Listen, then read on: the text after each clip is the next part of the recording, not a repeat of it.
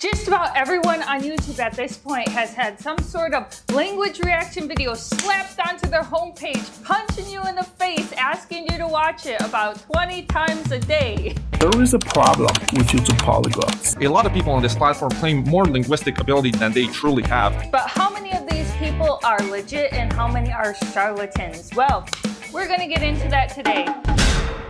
Hey, it's your friend Anming here from the Oriental Pearl channel in Tokyo, Japan. Welcome. I'm particularly interested in this topic because I actually did a video about this 4 years ago.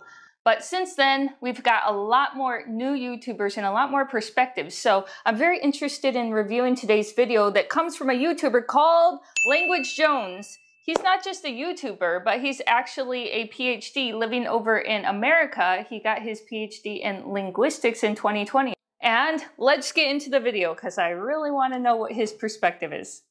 What's interesting about this is his original thumbnail for this video, when I first saw it, had a picture of Xiaoma for the thumbnail, and he has since changed it to something else. We can only speculate why that happened. Why do you think it happened? Tell me in the comments section. All right, let's jump into this video. I originally wasn't going to make this video, but I feel compelled to, because I'm mad. In my baby viral video, I gave 10 sort of tongue-in-cheek tips for faking being an online polyglot. I called out a few YouTubers, but not by name, who I think are charlatans, snake oil salesmen. Okay, there, he's got the pictures in there. Why do you think he wouldn't want to name names? My personal opinion about that is because he's a smaller YouTuber and he doesn't want to get bombarded with hate comments, because people are entertained by these, whether they're real or not, or whatever. Not going to name any names. Do you think they should name names?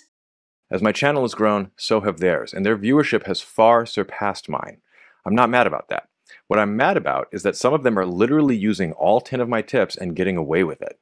One has even had the audacity to have his assistant send me an email asking if I would interview him on my channel and bask in the magnificent glory of a man who claims to speak over 50 languages. I'm sorry, did I say 50? I went back when fact-checking my script, and the email says, and I quote, 100 languages conversationally and 12 languages fluently. No, you don't. This is unacceptable. The original video was supposed to be funny and not really a how-to, but I realized I left a lot out, especially if you don't want to be a huckster. Suppose you don't want to fake it, you want to spot a fraud. Aha! So that's what we're doing today. I'm going to equip you with some tools to know what to look for to determine if things maybe aren't adding up to 112. I'm Dr. Taylor Jones, and I'm mad as hell and I'm not going to take it anymore. And this is Language Jones. Personally, how angry do you think he really is? Do you get the feeling this really actually bothers him quite a lot, or is he kind of putting it on? I don't know, you tell me. I've talked to him personally about a year and a half ago, and we talked about these topics. This week's video is sponsored by my sense of righteous indignation. People are misrepresenting themselves on the internet, and that's not right.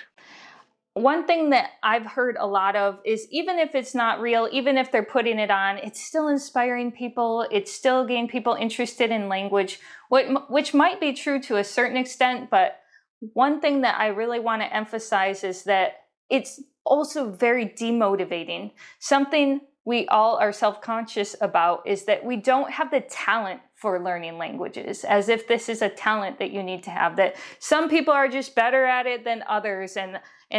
I see people that learn 5, 6 languages in just a couple of years, and I'm struggling with just one. I must just suck. And people truly believe that. It just reinforces that in their head that they're not good at this. There must be something wrong with me. And I think that's very unfortunate, because it tends to lead people into quitting learning their first foreign language, which is definitely harmful. Now on to unmasking confidence men. Some people have a bullshit meter. I have a bullshit Geiger counter, and these are the things that make it ping. 1. Sheer numbers. One internet polyglot recently claimed he would explain how he learns any language in 24 hours.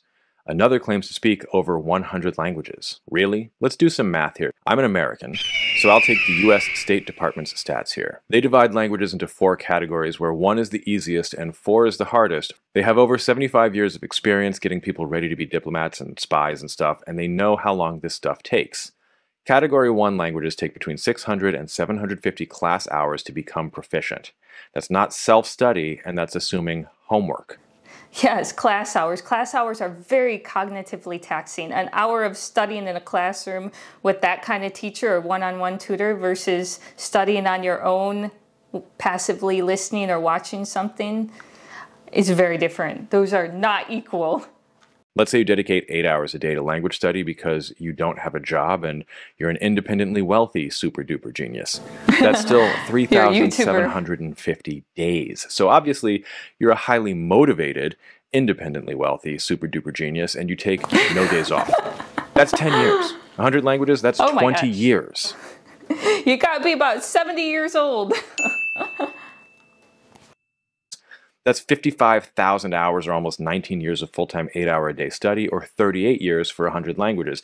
That math ain't mathin'. And that's if you don't ever need to go back and review anything that you've already learned. So the first language you learned 20 years ago needs no further practice. You could be 60 now, or 70 years old. Learning hello and a few pleasantries in 50 languages, that can be done in the span of a week, but that's not what anybody means by speaking a language. That's a good point. In YouTube videos, people often like to use the title, I learned X language in 3 months, as opposed to I learned it for 3 months. I know it's just a one-word difference, but saying you learned it in 3 months is implying that you're finished or you've mastered it, you've gotten proficient. And that's just not going to happen in 3 months time span. So when people see that title, they might not even click on the video to hear the downplaying, I actually am still learning it, I haven't finished, or I actually have some background in this language from when I was in high school or whatever.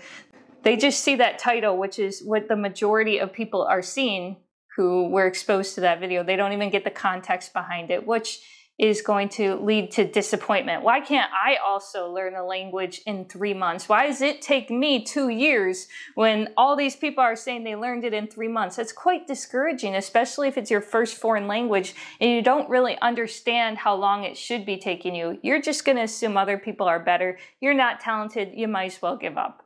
And I think that's really unfortunate. 2, how do they talk? Do they only ever talk about learning languages and themselves? One thing I pay attention for is intermediate and advanced grammar. I almost never hear even intermediate grammatical concepts from purported polyglots, although I will say that the women online seem to be better about this. Why is it the men? Or do they discuss? The hyperpolyglots basically only ever discuss being a hyperpolyglot because that's all they can. They can maybe buy food, haggle in a marketplace, talk about how beautiful whatever language is, and talk about how they like learning languages. That's basically it. You know what? I take that back.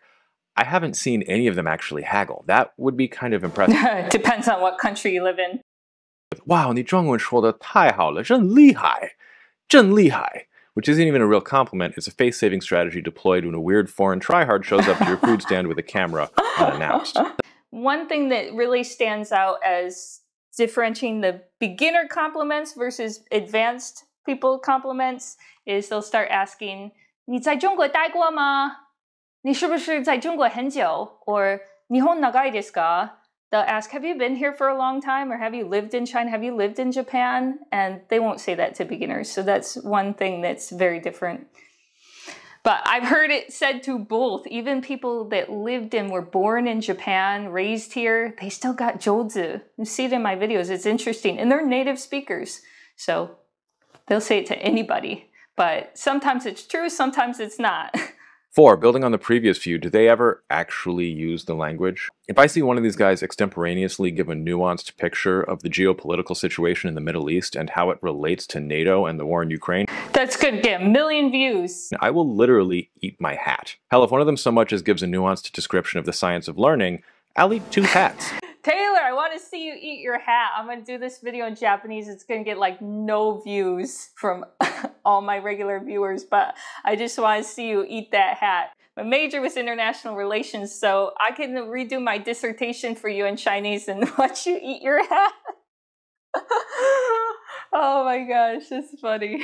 5, jump cuts. If you see an interview in another language, assuming you can even find one, compare the rate of jump cuts when the interviewer is talking versus the interviewee. Being able to speak fluently and articulately after post-production is not the same as being able to communicate effectively in the moment. And at a certain pace of edits, you should be wondering why so many edits are necessary and what they're trying to hide. Disfluencies, mispronunciations, using Google Translate for a hot second. Yeah, but it is an interesting point and a good point that you can make yourself sound better, especially filming at home. If you cut out the parts or redo parts that didn't sound good. Out on the street, if you have a conversation live with people, you have to cut it up no matter what. You can't show the whole entire thing unless it was just a freaking amazing 10, 20, 30-minute conversation that was just really funny. I've had a lot of long conversations that didn't even make it into the final cut for the video because there was nothing shocking or crazy about it. In fact, I've talked about this on YouTube before, that I have to talk to 30 or 40 people to make even one single video because 9 out of 10 people have no reaction. So you're just seeing the craziest reaction of the day, the 1 out of 10 people that just blows up, you caught them off guard and they do something funny. But all the other ones, the other 9 people, they get cut because it's not YouTube entertainment. And at the end of it, we're entertaining people, right? So good point with the jump cuts, but at the same time, also keep in mind that you're trying to work with people's attention spans and keep up good watch time. And if they're skipping most of your video, that's not good for the YouTuber. And you know, you got to cut that video up because it won't be promoted in the algorithm. I know that's what we're working with. I didn't make the game, but I'm just a player in it. And yeah, you got to work with the short attention spans. 6. Something to sell. I'm not saying everybody with something to sell is bad. I have merch and I may develop course materials later. But are they claiming that you should buy something from them to learn a language? Why do you have to reinvent the wheel? There's companies that have really good programs like Pimsleur. There's great courses out there. There's hundreds of people working on this. I'd go with the company that's been doing this for decades rather than the YouTuber that's trying to convince everyone that they reinvented the wheel here. Having studied, even actually speaking a lot of languages is nowhere near as effective for a teacher as understanding course design, knowing the science of memory, familiarity with the academic literature on second language acquisition. Let's tell the CIA, tell the US State Department, they've been doing it wrong this entire time with their classroom hours and their intense study. Tell them they just should have been watching anime they don't understand the whole time and review some Anki cards. 7. I didn't think this would need to be said, but claiming to speak dead languages, especially minority languages where the last speaker recently died.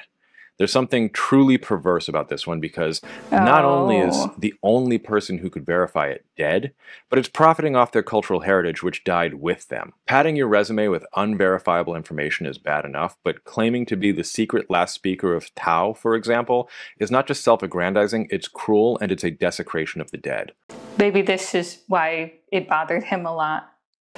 And maybe these YouTubers' claims really do irritate a lot of linguists. That's why I find his channel particularly interesting because we don't hear from their side ever. Not on YouTube. They're probably laughing at YouTube in the back office, these freaking idiots. I don't know. Maybe they have a lot of good points. I wish we could hear more from them. But currently endangered languages or recently defunct ones, that's low. And lastly, number 8, claiming expertise in linguistic subfields with no degree and no publications. If you put something like optimality theory on your resume, you'd better believe I'm going to go to Google Scholar and put in your name and optimality theory. That one sounds great and is not at all what it sounds like. I know this video was less jokey ha ha ha than my previous Polyglot video, but again, I'm pretty annoyed at what I'm seeing and I really want to help save you, the YouTube viewer and potential consumer of these products, from being taken in by con men. Why is it always men? Hashtag not all men. Why is it always men? Why men? So you tell me, who do you think the YouTubers are that have taken things a little bit too far or a lot too far? Who's really skilled at languages and who is just pretending and faking it until they make it? Tell me in the comments section below. Let's have more talks like this. Let's be frank. Let's be brave. Let's be honest. Let's not be afraid of any backlash, because if you have something to say, then you should say it. And you shouldn't always be trying to just please people. I'm not trying to be everybody's friend. I have my opinions. I'm going to say what I think. And that's what I like about this YouTuber too. At least to this extent, he's not afraid of backlash. He's done 2 videos on this topic so far. And I think there's something to be said about that. The man speaks his mind. Anyway, let's have more talks like this, and I'll see you in the next video. All right, bye.